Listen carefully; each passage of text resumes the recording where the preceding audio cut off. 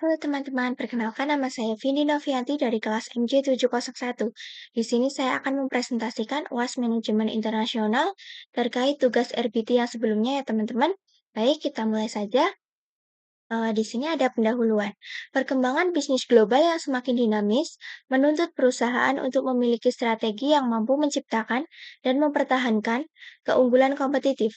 Persaingan tidak lagi hanya terjadi di tingkat lokal, tetapi telah meluas ke skala internasional dengan karakteristik pasar yang beragam, tingkat ketidakpastian yang tinggi, serta perbedaan budaya, regulasi, dan juga teknologi. Perkembangan globalisasi telah mengubah cara berbisnis di dunia. Kemajuan teknologi, transportasi, dan komunikasi membuat hubungan antar negara lebih cepat dan efisien. Karena itu, perusahaan tidak lagi hanya memfokuskan diri pada pasar dalam negeri, tetapi juga mencoba memperluas bisnis ke pasar global. Dalam situasi ini, operasi internasional menjadi bagian penting dari strategi bisnis modern. Analisis konsep research-based theory. Latar belakang munculnya RBT. RBT muncul sebagai respon atas keterbatasan teori strategi yang terlalu menekankan faktor eksternal perusahaan seperti struktur industri, tingkat persaingan, dan juga kekuatan pasar. RBT menawarkan sudut pandang alternatif dengan menekankan bahwa perusahaan adalah entitas yang unik karena memiliki kumpulan sumber daya dan kapabilitas yang berbeda. Definisi dan hakikat RBT. Definisi RBT merupakan teori manajemen strategis yang menyatakan bahwa keunggulan kompetitif yang berkelanjutan berasal dari sumber daya dan kapabilitas internal perusahaan yang bersifat unik dan sulit ditiru oleh pesaing. Sedangkan hakikat utamanya, tidak semua perusahaan memiliki sumber daya yang sama, dan tidak semua sumber daya dapat dengan mudah dipindahkan atau ditiru antar perusahaan. Konsep sumber daya dalam RBT mencakup seluruh aset, kemampuan, pengetahuan, dan atribut yang dimiliki atau dikendalikan oleh perusahaan dan dapat digunakan untuk merumuskan serta mengimplementasikan strategi. Klasifikasi sumber daya. Sumber daya berwujud atau tangible research terdiri dari aset fisik, modal keuangan, teknologi, dan infrastruktur. Sedangkan sumber daya tidak berwujud atau intangible research terdiri dari reputasi dan citra merek, budaya organisasi, pengetahuan dan keahlian karyawan, loyalitas pelanggan, hak kekayaan intelektual. Konsep kapabilitas. Kemampuan perusahaan untuk mengintegrasikan, mengkoordinasikan, dan memanfaatkan berbagai sumber daya yang dimilikinya secara efektif. Kapabilitas merupakan bagaimana perusahaan tersebut menggunakan apa yang dimilikinya. Peran kapabilitas dalam keunggulan kompetitif. Kapabilitas memungkinkan perusahaan untuk yang pertama mengoptimalkan penggunaan sumber daya, yang kedua meningkatkan efisiensi dan kualitas operasional, yang ketiga merespon perubahan lingkungan bisnis, kemudian yang keempat menghasilkan inovasi produk dan juga proses. Konsep VRIN sebagai inti dari RBT. RBT menegaskan bahwa tidak semua sumber daya memiliki nilai strategis.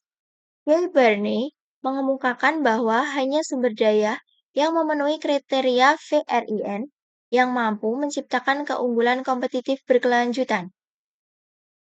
VRIN tersebut yang pertama ada valuable atau bernilai, kemudian yang kedua rare atau langka, yang ketiga inimitable atau sulit ditiru, kemudian yang keempat non-sustainable, tidak mudah digantikan.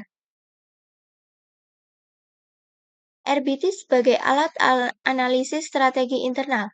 RBT digunakan sebagai kerangka analisis internal untuk mengidentifikasi core kompetensi perusahaan, menentukan sumber daya mana yang perlu dikembangkan, mengalokasikan investasi strategis secara lebih tepat, menyusun strategi berbasis kekuatan internal bukan sekedar reaksi terhadap pesaing. Keterbatasan RBT. RBT memiliki beberapa keterbatasan, antara lain terlalu menitikberatkan faktor internal dan kurang mempertimbangkan dinamika lingkungan eksternal. Sulitnya mengukur nilai dan kelangkaan sumber daya secara objektif. Bersifat relatif statis sehingga kurang menjelaskan bagaimana sumber daya harus diperbarui dalam lingkungan yang berubah cepat. Pemanfaatan RBT dalam mengidentifikasi sumber daya dan kapabilitas sebagai sumber keunggulan kompetitif. RBT menekankan bahwa keunggulan kompetitif tidak semata-mata ditentukan oleh faktor eksternal, melainkan sangat bergantung pada sumber daya dan kapabilitas internal. Perusahaan perlu memetakan seluruh sumber daya yang dimiliki. Sumber daya berwujud mencakup aset fisik, modal keuangan, teknologi, dan infrastruktur operasional. Sumber daya harus dievaluasi berdasarkan kriteria strategis yang dikenal dengan kerangka VRIN.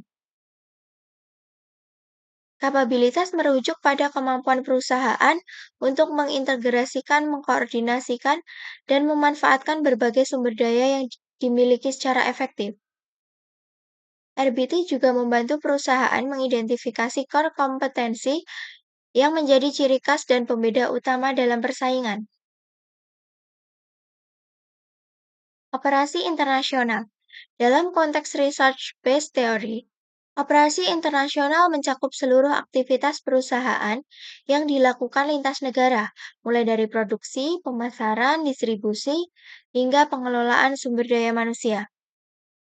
Kemudian, keputusan untuk melakukan ekspansi internasional sangat dipengaruhi oleh kesesuaian antara sumber daya internal perusahaan dan karakteristik pasar tujuan. Metode masuk pasar internasional seperti ekspor, lisensi, franchising, joint venture, atau wholly owned subsidiary juga dipengaruhi oleh pertimbangan RBT.